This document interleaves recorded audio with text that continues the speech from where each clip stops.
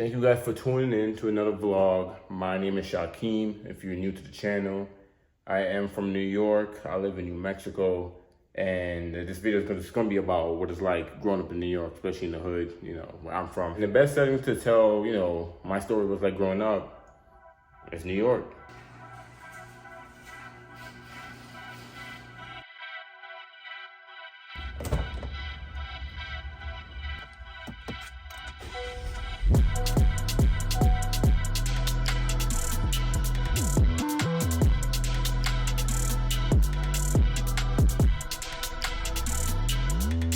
Albuquerque definitely have one of the smallest airports ever.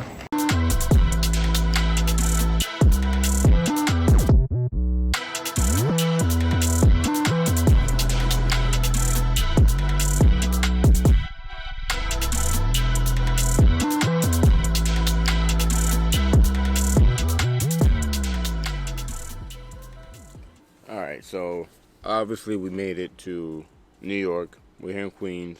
I moved to New Mexico back in like 2016.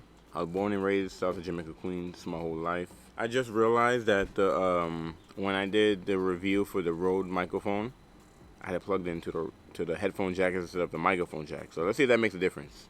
If it is, then that review is funny. Today's video is just gonna be about what it's like to grow up here in Queens. New York is definitely not an easy place to live in, especially to grow up in, especially if you live in like the hood. Originally I'm from Bricktown. Technically I was born in Far Rock Hospital. So I was born in Far Rock. Spent most of my years there, and then in 2008 we moved from Bricktown to here. Growing up in Bricktown, it was crazy. Oh yeah, I know I'm on a little tilt, but there's only way I can make this work. It's driving like that. I guess somebody working on their car or something like that, I don't know. But bruh, I miss New York. But I do like having, a home elsewhere, having more space, because here everything's like compact and close and just like a lot of people. Once you get away from that and go somewhere that doesn't have that for a while and you come back, you miss being out here because, the people, the food, the vibes. Like, there's no place like New York. New York is just unique. But once your vacation is over, you go back to your crib or whatever, then you kind of, enjoy your own space. But just growing up, here in Queens, I would say it's just, especially where I lived, it's definitely was hard. I've just seen a lot of stuff when I was younger that the average kid does not see. Things I've experienced, been through.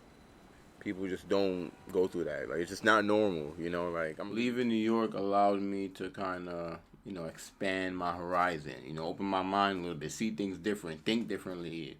I was able to just achieve different things that if I was still here, maybe I'd never get to that level, or maybe I would. Who knows? But while I'm here for a few days, I'm just gonna be recording my experience here, going to different places.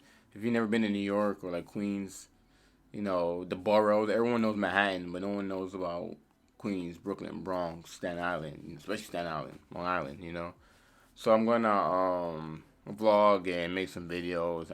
Hopefully I want to go to a car meet while I'm here. We're not here for too long. We're here for a few days. I want to take advantage of that and see family and all that good stuff. But the channel's growing. We've been gaining a lot of subscribers. We're almost, 8,000 is the next thing. I actually want to touch 10 before the end of the year. Like by January, I want to have a 10K. But we're going to grind. We're going to get there. I want to upload videos more, get a little bit more serious into it, all that good stuff. But living in New York, it teaches you a lot. It teaches you to be strong. It teaches you to be, like 100% you. No one can tell you anything, pretty much. You go anywhere besides New York, like no one can tell you nada. Like, you know who you are, and you know what you gotta do. You gotta do what you gotta do to get the bag. You gotta secure the bag, and it's just that type of vibe, like it's just something you can't explain. Being from New York it's just an energy. Like a lot of people don't leave here. A lot of people do leave here. A lot of people don't come back. My family here, so I'm always gonna come back. Friends, family, all that good stuff. Pretty much growing up in Bricktown, seen it all. Seen people get shot, seen people get stabbed, seen people get robbed. One person got burned to death, seen people get hit by cars. It's crazy. Like, just growing up in that environment is just nuts. And then when you're young, you don't really be peeping. But when you're older, you peeping that you was peeping, but you wasn't really peeping. If you Who know, got burnt you to know. death? The owner of the bar around the corner. I was probably too young. Yeah, he was too young. Yeah, there was an owner that yeah that's what it was. Some I guess some gang whatever they burned the owner alive in his car in front of his bar. Some craziness like that. But that's kind of how it was out there. Like like people, and it's crazy. People have money. People have latest cars, latest phones, all that good stuff. Like everything you see in the movies, I've seen that in real life. Like it was really crazy.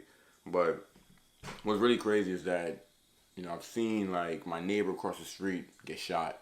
You know, I've seen the blood rushing down their door because they're leaning against the door and they got shot. After a brawl happened, I've seen a lady cheek get chopped off with a butcher knife. Like I've seen all types of craziness. Like Bricktown was, I ain't gonna front, it was crazy. You seen. I remember some little girls got kidnapped. They were on the news.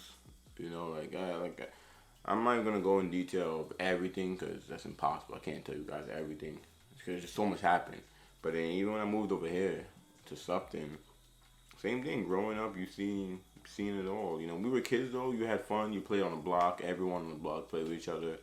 And I just think this new generation don't know what manhunt and tag and taps is anymore. It's a different world now. But back then it was like I grew up in the era where it was before technology and technology, like right in the middle of it. So we weren't running around with phones in our pockets and stuff like that, and iPads and all stuff like that. Fortnite, Fortnite, you know.